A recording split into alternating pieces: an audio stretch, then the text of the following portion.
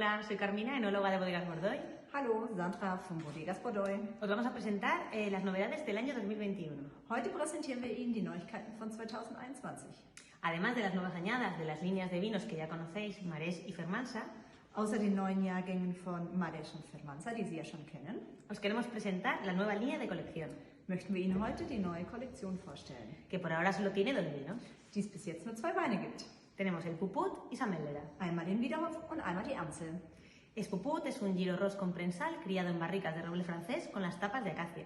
Der Wiederhof ist mit autochthonen Rebsorten, mit Giroros, mit ganz speziellen Eichenfässern von Akazienholz. Y Samellera es un Merlot monovarietal criado en unas barricas de roble muy especiales. Und die Amsel ist 100% Merlot mit auch da ganz speziellen Eichenfässern. Si queréis saber más de nuestros vinos, solo tenéis que venir a visitarnos. Wollen Sie mehr über unsere Weine und unser Weingut wissen? Kommen Sie uns besuchen. Os esperamos.